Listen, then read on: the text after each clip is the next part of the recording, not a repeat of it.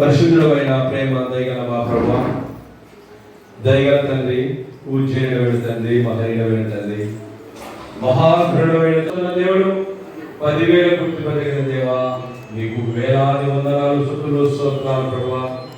గడిచిన ఎక్కడ సాగులో భద్రపరుచుకొని అయ్యా ఈ సన్నిధిలో నాయన, ఈ దినం నాయన మేము ఒకే కుటుంబముగా అయ్యా నీ స్వభావమును చేర్చుకుని భాగ్యాన్ని బట్టి అయ్యా ఈ దళితులు బట్టి నీకు వేలాది వందనాలు, స్తుతులు, స్తోత్రాలు నాయన. నేను పాటలు పాడుతున్నాను నాయన, మాకు ఆశీర్వదించినందుకు వందనాలు, స్తుతులు, స్తోత్రాలు నాయన. ప్రభువా నీకు స్తోత్రం, రక్షకుడానికి స్తోత్రం, దయామయానికి స్తోత్రం తండ్రి. మా ఆరాధ్య దైవమా నీకు వేలాది వందనాలు, స్తుతులు, స్తోత్రాలు నాయన. అయ్యా నీ దాసుడు నాయన అయ్యా చెబుతున్న వాక్యాన్ని అయ్యా తండ్రి ప్రభా 30 ఏళ్ళుగా 60 ఏళ్ళుగా ఫలించమని వారితో మాట్లాడి ప్రభా, వారి మాటలతో కాదు ప్రభా, నీ మాటలతో వారిని హెచ్చరించండి ప్రభా, వారిని చిరోధారణ పరచుకోండి అయ్యా, వారిని దాసునిగా వాడుకోమని అయ్యా సహాయం చేయమని ప్రార్థన. ఈ వాక్యము మా హృదయంలో భద్రపరుచుకునే కృపను అయ్యా ఈ వాక్యాన్ని మాకు దయచేయమనైనా అయ్యా ఇన్న వర్తమానాన్ని అయ్యా తండ్రి ప్రభా నెమిలి వేసుకుంటూ అయ్యా ఈ వాక్యంలో ఆయన ఎలాగైనా నెమిలి వేసుకోవాలో మాకు నేర్పండి అయ్యా. ఈ చెవుని విడిచిపెట్టుకోకుండా మా హృదయంలో భద్రపరుచుకునే కృపను మాకు దయచేయమని ప్రభా అయ్యా సహాయం చేయమని తండ్రి. అయ్యా సహాయం చేయమని నీ దాసుడు ఆయన ఈ గుడి కందులో నీ మహిమకరంగా మమ్మల్ని వాడుకోమని సహాయం చేయమని నీకే చేతులకు అప్పగింపుకుంటూ యేసుక్రీస్తు నామములో ప్రార్థించి స్తుతించి అడిగి వేడి పొందుకుంటున్నాం తండ్రి, ఆమేన్.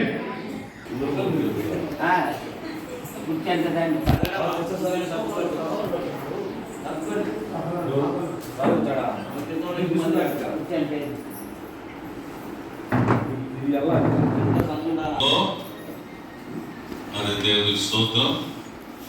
మరి మనము ఈ దినం ప్రత్యేకంగా ఎందుకు కూడుకున్నాం?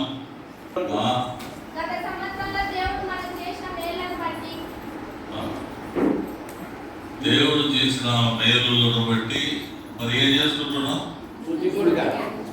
స్తుతించుకుంటున్నాం. దేవుని స్తుతించు, దేవుని స్తోత్రం. మరి పరిశుద్ధ గ్రంథముల నుంచి మరి కొన్ని వాక్యాలు మనం ధ్యానిస్తున్నాం. కొద్ది సమయాన్ని దేవునికి కొద్ది సమయాన్ని మనము మరి పరిచర్య కొరకు వాడు 17వ అధ్యాయము లూకాసు వార్త 17వ అధ్యాయం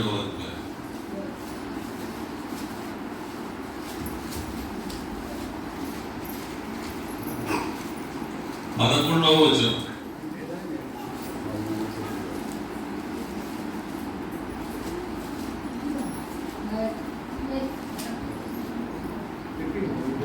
అధ్యాయము లూకాసు వార్త 11వ వచనం.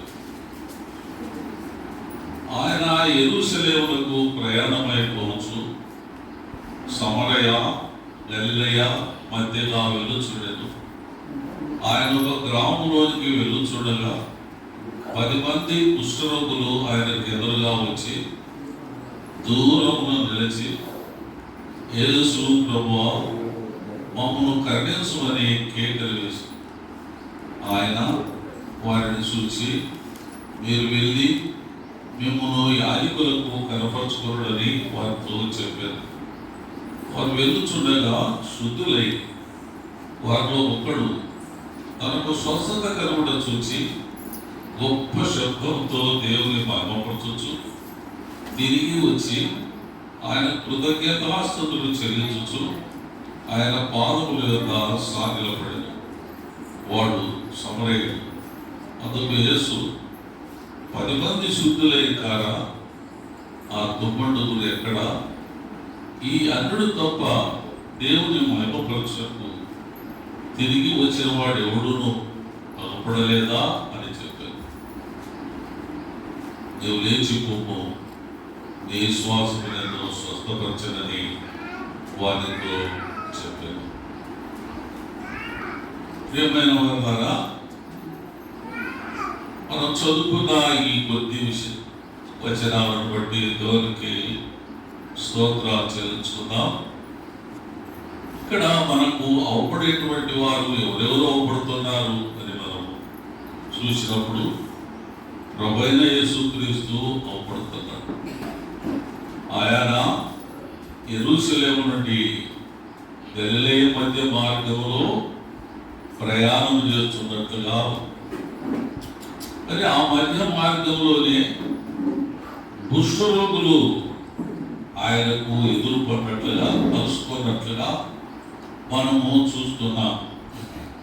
మరి ఆ వారిలో ఒకడు వారిలో వాళ్ళంతా వచ్చి ఏం చేస్తున్నారంటే కేకలు వేశారు. 10 మంది కుష్ఠరోగులు ఆయన ఎదురుగా వచ్చి దూరం నిలిచి, యేసు ప్రభువా మమ్మల్ని కరుణించమని కేకలు వేసిరి.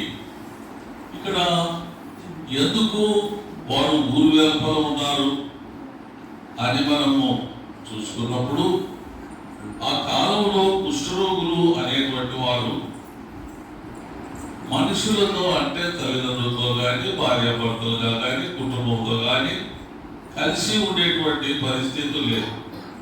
ఎందుకంటే ఆ రోగము చాలా భయంకరమైన రోగంగా, అది ఒక పాప రోగంగా, అది ఆ ఇంటిలో ఉంటే అందరికీ సంభవించేటువంటి రోగంగా భయపడి ఆ రోజుల్లో వీరిని వెలివేసేవారు. అంటే ఆ ఇంటిలో వీళ్ళు లేకుండా ఎక్కడో ఊరు వెలుపల బయట ఉండి బ్రతికేటువంటి వారుగా కనపడతారు. కాబట్టి ఆ చుట్టుపక్కల కుష్ఠరోగులైనటువంటి వారందరూ ఇక్కడ గుంపు కూడుకొని ఒక 10 మంది అక్కడ ఉన్నట్లు కనపడుతుంది. అదే మార్గంలో ప్రభువు ఒకానొక రోజు పోతున్నాడు. కాబట్టి ప్రేమైనటువంటి వారి ద్వారా ఆ దినము వారికి ఒక మహాభాగ్యవంతమైన దినంగా కనపడుతుంది. ఎందుకు అనంటే కుష్ఠరోగం అనేటువంటిది భయంకరమైన రోగం. కుష్ఠరోగం అనేటువంటి దాన్ని పోగొట్టేవారు లేరు. మరి అటువంటి పరిస్థితుల్లో ఉన్నప్పుడు ప్రభువు ఆ మార్గాన పోతున్నాడు. మరి ఆ ప్రభువు ఆ మార్గాన వారి మధ్యలో పోతున్నాడు. అప్పుడు వారు అందరూ ఆయన ఎదుటికి వచ్చినట్లుగా మనం చూస్తాం. ఆయనకు ఎదురుగా వచ్చి దూరమున నిలిచి, యేసు ప్రభువా మమ్మల్ని కరుణించమని కేకలు. వారికి ఎదురుగా వచ్చారు, కానీ దూరంగా ఉన్నారు. మమ్మల్ని కరుణించమని కేకలు వేశారు. ఈ దృశ్యంలో మనకు ఒక జరిగిన సంఘటన చూస్తుంటే, 12 సంవత్సరాల రక్తస్రావంలో కలిగినటువంటి సహోదరి మరి ఎన్నో సంవత్సరాలు, 12 సంవత్సరాలు అనేక విధాలుగా ప్రయాసపడింది తన రోగాన్ని బాగు చేసుకోవాలి. ప్రయోజనం లేకపోయింది. చివరికి ఆమెకు ప్రభువైన యేసుక్రీస్తు అని ఆయన తప్ప నాకున్న ఈ రోగాన్ని బాగు చేసేవారు లోకంలో ఎవరు లేరు అనేటువంటి విషయాన్ని తెలుసుకొని, మరి తమ పరిసర ప్రాంతాల్లో ప్రభు వచ్చినప్పుడు మరి ఆ ప్రభు దగ్గరికి పోవడానికి ధైర్యం చాలు. ఎందుకు అంటే ఆ వ్యాధి మహా చెడ్డది.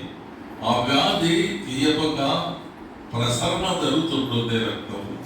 మరి అది దుర్వాసనగా ఉంటుంది కాబోలు, అసహించుకుంటారు కాబోలు. అందుబట్టి ఆమె భయపడి వెనుకగా పోయి ప్రభు యొక్క, నేను ఆయన చెప్తైనా ముట్టుకుంటే నా బాగైతుంది నా రోగం అనేటువంటి ఒక నిండు విశ్వాసంతో పోయి ఆ చెంగు పట్టుకున్నది ప్రభు యొక్క వస్త్రము చెంగును. ఆ వెంటనే రక్త ద్వారా తీసుకుంది. కాబట్టి ఆమెలో ఉన్న విశ్వాసం ద్వారా ఆమెకు ఆ జబ్బు, ఆ భయంకరమైన జబ్బు, దాని క్యాన్సర్ అంటారు కాలంలో ఆమెలో రిలీజ్ అవుతుంది. మరి అలాగే ఇప్పుడు ఇక్కడ ఉన్నటువంటి 10 మంది కుష్ఠరోగులు ఒక జాతి వారు కాదు. యూదులు ఉన్నారు, సమరయులు ఉంటాడు ఆ వ్యాధి గల వాళ్ళలో. మరి వీరందరూ ఆ దారిలో ఉన్నప్పుడు ప్రభు ఆ దారిలోకి వచ్చినప్పుడు వీరందరూ ప్రభువా అని అక్కడ ప్రణమిల్లినట్టుగా మనం దూరం తెచ్చి, యేసు ప్రభువా కరుణించమని కేకలు వేస్తుంది. అప్పుడు ప్రభు అక్కడ మనకు ఇంకా రాయబడలేదు, కానీ ఏమంటే వారిని చూచి మీరు వెళ్ళి మిమ్మును యాజకులకు కనపరచుకొనుడని వారితో చెప్పాను. ఆనాడు వెలివేసేవారు యాజకులు యూదా సమాజంలో నుండి ఈ రోగం వచ్చిన వారిని, ఆ రోగ లక్షణాలను చూసి వారిని వెలివేసేవారు యాజకులే. మరి ఆ లక్షణాలు బాగైతే, ఆ లక్షణాలు కుష్ఠరోగ లక్షణాలు లేకపోతే మళ్ళా సమాజంలో చేర్చుకునేవారు వారే. కాబట్టి ప్రభు ఆ యొక్క విషయాన్ని తెలిసినవాడు కాబట్టి, ధర్మశాస్త్రాన్ని ఎరిగినాడు కాబట్టి, యాజకుల పరిస్థితి ఎరిగినాడు కాబట్టి, మీరు యాజకుల ఎదుగు వెళ్ళి మీరు యాజకులు కనపరుచుకోండి. మరి యాజకులను కనపరుచుకోవడానికి ప్రభు దగ్గర నుండి మీరు వెళ్ళిపోతున్నారు. వెళ్ళిపోతున్నప్పుడు ఏం జరిగింది మనం చూసినప్పుడు వారిలో ఒకడు తనకు స్వస్థతగా కూడా చూసి గొప్ప శబ్దంతో దేవుని మమపరుస్తూ తిరిగి వచ్చి ఆయన కృతజ్ఞతలతో చెల్లించవచ్చు. ఇప్పుడు వెళ్తున్నారు యాజకుల దగ్గరికి, మరి వారు పోతుండగానే వారి వ్యాధి కుష్ఠరోగం వారికి సంతోషం కదా. ఎంతో కాలంలో ఆ వ్యాధి నుంచి దూరం అయిపోయినటువంటి వారు ఇప్పుడు బాగైనటువంటి వారి శరీరాలన్నీ చూసుకున్నప్పుడు సంతోషం. కుష్ఠవ్యాధి అంటే మన ఊళ్ళో ఎవరు లేదు. ఇంతకుముందు ఒక ఆయన ఉండే, ఆయన లేడు.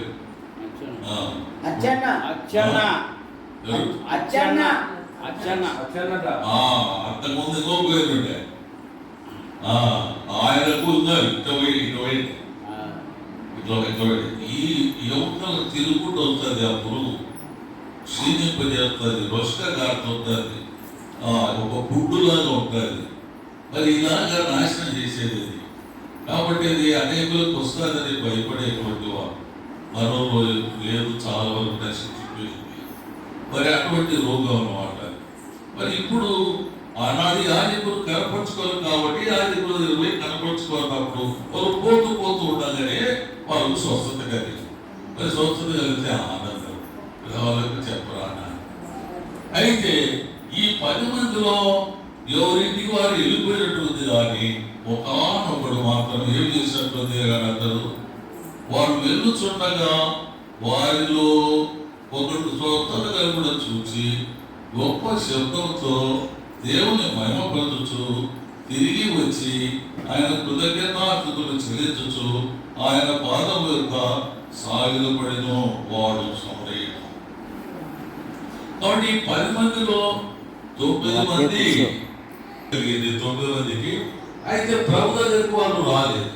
అయితే అన్యుడైనటువంటి ఈ సమరయ యేసు క్రీస్తు కదా, నేను ఆయన దగ్గరికి పోయి ఆయన మహిమపరుస్తాను అని ఆనందాన్ని, నా కలిగిన ఈ ధన్యతను, నా కలిగిన రక్షణను బట్టి దేవుని ఆయనను సూచిస్తాను, ఆయన వల్ల నాకు దొరికింది ధన్యత అనేటువంటి గొప్ప ఉద్దేశంతో మరి ప్రభు దగ్గరికి వచ్చినాడు. ప్రభు దగ్గరికి వచ్చి ఆయన స్థుతులు చెయ్యా, నువ్వు చెప్పావు, నేను పోతూ ఉండగానే నా శరీరంలో మార్పు వచ్చింది. ఇదిగో పసిపిల్ల అనే దేహంలాగా నా శరీరం మారిపోయిందయ్యా. నయమాను కుష్ఠరోగి అయ్యా, నువ్వు 7 మార్లు మునుగు అన్నప్పుడు 7 మార్లు మునిగిన వెంటనే పసిపిల్లవాని దేహం వలె అతని దేహం మారిపోయింది. ఎలీషా ప్రవక్త కాలంలో అది జరిగింది. ప్రియులారా, ప్రభు కాలంలో జరిగిన విషయాలు ఇవి. మరి ఈ విధంగా 9 మంది వాళ్ళు వెళ్ళిపోయినారు, కానీ వెనక్కి వచ్చేసి ప్రభుకు స్థుతులు చెల్లించి ప్రభు పాదాల మీద పెట్టి ప్రభును కొనియాడినటువంటి వాడు ఎవరు?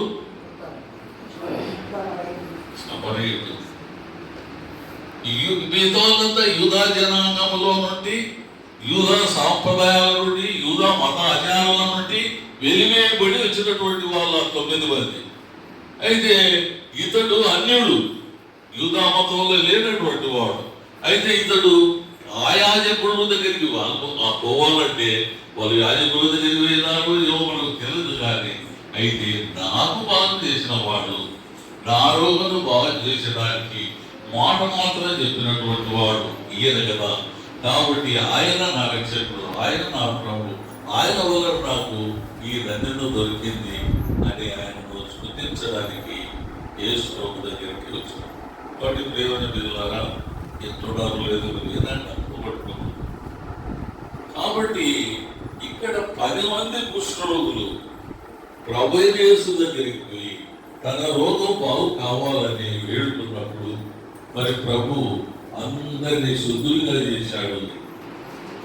10 మంది శుద్ధులయ్యారు. కానీ దేవుని దగ్గరికి పోయి, అయ్యా నీ వలన నాకు ఈ ధన్యత దొరికిందయ్యా, నీ మాట వలన నాకు ఇదిగో ఈ నాలో ఈ రోగం పోయిందయ్యా, అయ్యా నేను పసిపిల్లవారంటే కదా మారిపోయినానయ్యా, నీ దయకు స్తోత్రమైనని ఆయన పాదాలు పట్టుకొని ఆయన స్తుతించిన వాడు ఒక్కడే. అది స్తుతి. తాను చేసిన మేలును బట్టి దేవుని దగ్గరికి వచ్చి ఆయనను ఘనపరిచేటటువంటిదే స్తుతి. అయితే మన జీవితంలో మనకి ఎప్పుడైనా ఏవైనా పరిస్థితులు కలిగినప్పుడు, మనము ప్రార్థన చేస్తున్నప్పుడు, దేవుని కృప చేత మనకు స్వస్థత కలిగినప్పుడు, మనము ఇలాంటి అలవాటు ఈ సమరయం లాంటి విశ్వాసం కలిగే రీతిలో మన జీవితంలో ఎవరైనా చేశామా? అలాంటి కృతజ్ఞత దేవునికి చెప్పుకొని ఆయన నామాన్ని గణపరిచినామా లేదా? ఈ కలిగినటువంటి వారు అయితే దేవుడు చేసిన మేలు మర్చిపోయేటువంటి అజ్ఞానులు లేదు. కాబట్టి దేవుడు చేసిన మేలును మరొక ఆయన గణపరిచే వారంగా మనం ఉండాలని దేవుని వాక్యము మనకు బోధిస్తుంది. మరి అది స్తుతి. చేసిన మేలు గురించి మనం కనపడతాం. ఇది శారీరకమైన మన జీవిత సంబంధమైన పరిస్థితి. అయితే దేవుడు కోరేది ఇటువంటిది కాదు. దేవుని ప్రణాళిక మరొక రీతిగా ఉంటుంది. అన్న ఎవరు? అన్న సిన్నోళ్ళ మావలే కాబట్టి దేవుని ప్రణాళిక ఎట్లుంటుంది? ఇది లూకా సువార్త 10వ అధ్యాయంలో, లూకా సువార్త 10వ అధ్యాయం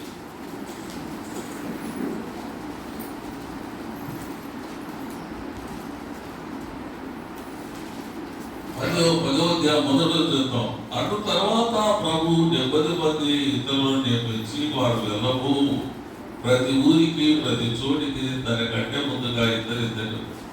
మనం చదివితే చాలా ఆలస్యమైతే మనకున్న సమయం కొద్దిగా మాట్లాడుతుంది. ఈ అధ్యాయంలో మనకి ఏం కనపడుతుందంటే ప్రభు తన శిష్యులను సువార్త సేవ కొరకు పంపినట్టుగా కనపడుతుంది. మీరు నశించిన ఇశ్రాయేలు దగ్గరికే వెళ్ళమని చెప్పినట్లుగా కనపడుతుంది. కాబట్టి ఇక్కడ 70 మంది శిష్యులను తెచ్చి ఇద్దరిని ఒక గ్రామానికి పంపినట్లుగా మనకు సువార్త సేవ కనపడుతుంది. మరి ఇలాగా వారు సువార్త సేవ చేసి కొన్ని దినములు ఆయా గ్రామాలు పరిశోధన చేసి తిరిగి ప్రభు దగ్గరికి వచ్చారు. మనకు ప్రియమైనటువంటి సమయం కొద్దిగా కాబట్టి మనం తొందరగా ముగించుకోవాలి. కాబట్టి మనం సువార్త సేవ ముగించుకొని ప్రభు దగ్గరికి వచ్చినారు. 17వ వచనం చూడండి. ఆ 70 మంది శిష్యులు సంతోషంతో తిరిగి వచ్చి, ప్రభువా దయ్యములు కూడా నీ నామమున మాకు లోబడుచున్నవని చెప్పగా ఆయన శాఖను మెరుపువలే ఆకాశం నుండి పడుతూ చూచితిని. ఇదిగో పాములను తేళ్లను తొక్కుటకు శత్రువుల బలవంతుని మీదను మీకు అధికారం అనుగ్రహించున్నాను. ఏది మీకు ఎంత మాత్రం హాని చేయదు. ఆయనను దయ్యములు మీకు లోబడుచున్నవని సంతోషింపక మీ పేర్లు పరలోకమందు రాయబడినవని సంతోషించుడని చెప్పారు. ప్రియమైనటువంటి వారు, ఇక్కడ ప్రభువైన క్రీస్తు వారు సువార్త సేవ కొరకు తన ప్రియమైన శిష్యులను పంపినప్పుడు వారు సువార్త సేవ చేసి ముగించుకొని ప్రభు దగ్గరికి వచ్చి వారి సువార్త సేవలో వారు మరి చేసిన పరిచర్యలో అనేక దయ్యాలు వెలువడిన సంతోషం ప్రభు నువ్వు తెలియజేశావు ప్రభా, వెళ్ళిపోయాం, నువ్వు చెప్పినట్లుగా చేశాం, దయాలు లోపడినాయి, దయాలు వెలగొట్టాము అని చెప్పినప్పుడు మరి శిష్యుల సంతోషం ఏంటంటే మేము సువార్త సేవ చేస్తాము, మేము దయాలను వెలగొట్టాము, కాబట్టి గొప్ప పని చేస్తాము, మా సేవలో, మా ప్రార్థనలో, మా బోధలో అవి పటాపంచలైపోయినాయి అనంత అతిశయంగా ప్రభు ఎదుట మనము చెప్పుకుంటాం. ఇక్కడ అలాగే మనము అలాగనే ప్రభు దేవుడు ప్రభు ఏమన్నాడంటే,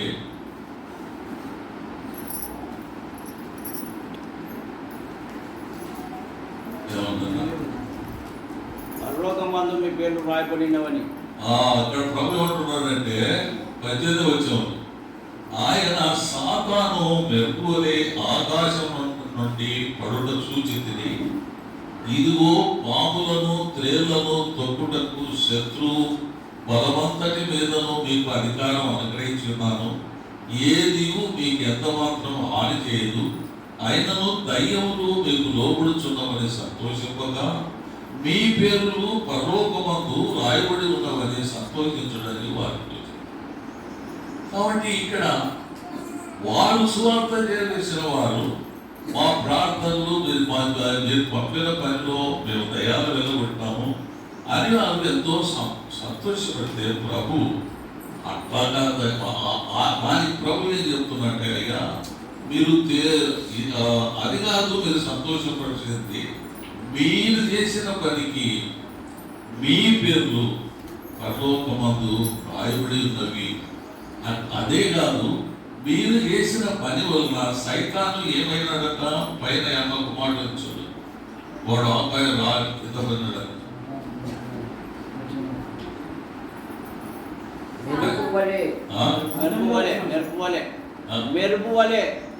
అది ఎన్నవచనం,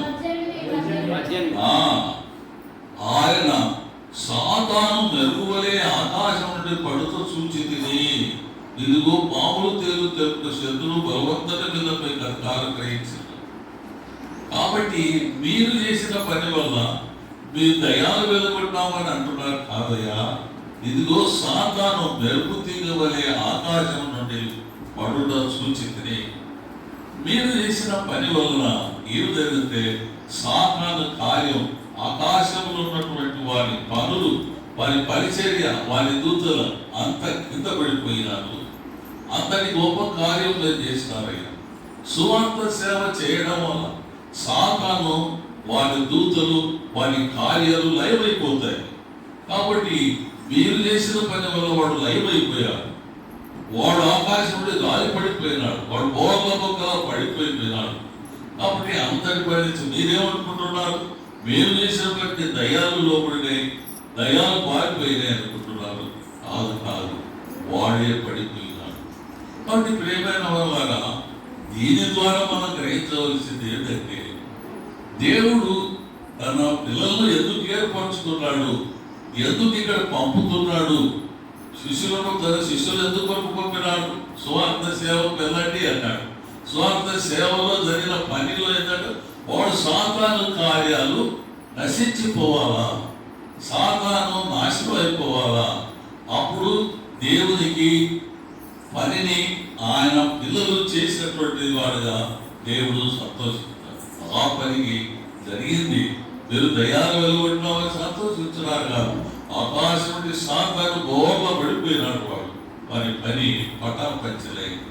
కాబట్టి ప్రేమైనటువంటి వాళ్ళ దేవుని పిల్లలమని, విశ్వాసులమని, రక్షణ పొందినామని, రక్షింపబడిన ఒక మందిరం మాకుందని, సహవాసం మాకుందని కాదు కావలసింది. దేవుడు కోరేది ఏంటంటే, మీరు సాతాను వారి క్రియలు నాశనం చేసేటువంటి పిల్లలుగా పనిచేయాలి. అది మీకు కలిగిన గొప్ప ధన్యత. దయ్యములు మీ నామమునకు లోబడుచున్నారని చెప్పగా ఆయన సాతాను మెరుపులే ఆకాశం నుండి పడుతూ చూస్తుంది. కాబట్టి సాతాను అనేవాడు, వారి పని, వారి దూతలు అన్ని కూడా నాశనమైపోయే రీతిగా మనం పనిచేయాలా. కాబట్టి నా పిల్లలారా, నేను పిలుచుకున్నది ఎందుకొరకు, మన యొక్క పత్రికలు చూసినప్పుడు ఈ సాతాన్ని జయించడానికి కావలసిన ఆయుధాలు పలాని ఉండవలన్నట్లుగా కూడా మనకు అక్కడ కనపడతాయి. కాబట్టి విశ్వాస జీవితంలోకి వచ్చిన మనం మరి ఈ 20 రోజు ప్రార్థన పెట్టుకుందాం. ఈరోజు స్తుతి కూడిక, ఈ స్తుతి కూడిక ఈ సంవత్సరం ఎట్లా జరిగింది, ఇంకా ఈ విధంగా జరగాల అత్యంత కానీ ప్రార్థన మన యొక్క పని. ప్రార్థన సాతాను జయించేటువంటి రీతిలో విశ్వాస జీవితంలో మనం పరిశుద్ధంగా జీవించే జీవితము వల్ల వాడు మన నుంచి దూరం అయిపోతాడు, వాడు మన ముందు నిలవలేడు, వారి కార్యాలన్నీ నాశనం అయిపోతాయి. కాబట్టి ఆ రీతిగా మనం విశ్వాసమైన మనం నిలబడి ప్రభు మంచి సాక్షులుగా ఉండాలని ఈ లేఖనం ద్వారా మనం స్తుతించుకుంటున్నాం, స్తుతి కార్డు పెట్టుకుంటున్నాం. మరి దేవుడు ఎక్కడ సంతోషిస్తాడంటే మనం అనేక పర్యాయాలు చెప్పుకున్నాము. ఎక్కడ సంతోషం అంటే మనం పొద్దున ఒక మాట తలపడం కలిపి పత్రిక 4వ అధ్యాయంలో మనం చూసినప్పుడు ఆనందించుడి ఆనందించుడి, నేను మరలా చెప్పుచున్నాను ఆనందించుడి. ప్రభువు మరి తన భక్తుడైనటువంటి ఎవరైనా పౌలు రాసిన పౌలు పౌలు పౌలు పౌలు పౌలు ఆ పౌలు గారు క్యాంప్ చెప్పి ఆ పౌలు గారితో మనల్ని హెచ్చరించారు. కాబట్టి ప్రియమైనటువంటి బిడ్డలారా, విశ్వాస జీవితంలో మనం సాగిపోవాలి. ప్రభువు ఆనందించుడి ఆనందించుడి, మరలా చెబుతున్నాను ఆనందించుడి. మరి ఏమిటికి ఆనందించాలి అని చెప్పుకునే సమయం ఎక్కువైతుంది అన్న చెప్తాడు. మరి కాబట్టి ప్రియమైనటువంటి వారు మనము స్తుతికి ఈ స్తుతి కూడికలు ప్రభుని కనపరిచేవిగా ఉండాలి. ఈ స్తుతి కూడలో ప్రభుని కనపరచాలంటే మనము ప్రభు ఇష్టానుసారంగా జీవించే జీవితంలో ఎలా సాగిపోతున్నామో దాన్ని చూసి ఆయన సంతోషిస్తాడు. అక్కడ మీరు దయ్యాలలో పెట్టినవారు మీరు సంతోషిస్తున్నారు కాదు, వాడు ఆకాశం నుండి పడిపోయినాడు అన్నట్లుగా చెప్తున్నాడు. కాబట్టి సాతాను క్రియలు నాశనమయ్యే రీతిగా విశ్వాసులమైన మనము మన ధ్వజం మన జెండా ఎత్తి ప్రభుని ఎత్తుకొని విశ్వాసంతో సాక్ష్యం కలిగి మనం ఎప్పుడు జీవిస్తామో అప్పుడు సాతాను దూరస్తుడైపోతాడు. పరిశుద్ధత నుండి ప్రభు కార్యాలు సాగిపోతాయి, ప్రభునామానము కనపరచబడుతుంది. అటువంటి ఆ రీతిలో మన జీవితాలు సాగిపోవాలని మనము బలపడాలని ప్రభునామంలో మీకు అందరూ మనవి చేస్తూ నేను కూర్చుంటున్నా. మన సహోదరుడు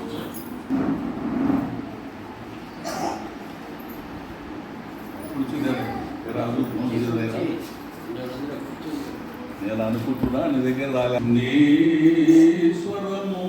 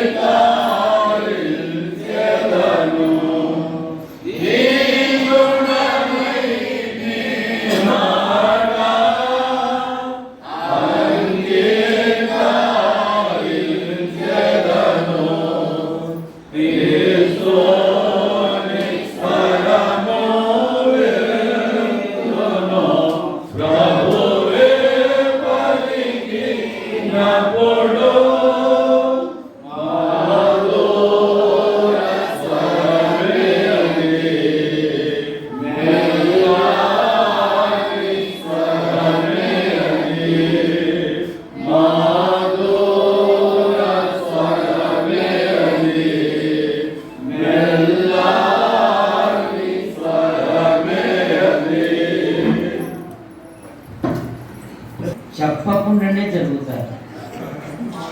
మీరు జరగన్నా కూడా జరగదు. మీరు కూడా జరుగుతున్నారు. వీళ్ళు కూడా మంచిగా అనుకున్నారు, జరుగుతూ ఉన్నారు. సహోదరుడు మరి వాడాల నుండి వచ్చిన సీను గారు మరి దేవుని వాక్యాన్ని మనకు అందిస్తారు. సహోదరులు రావాల్సిందిగా మనం చేస్తున్నాం. అయ్యా రండి.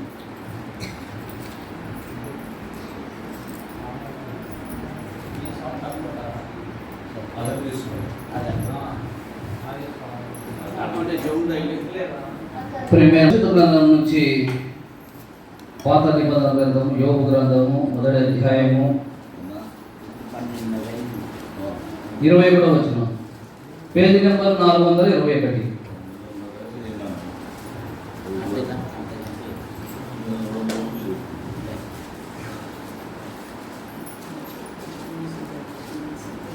నేను నా తల్లి గర్భం నుండి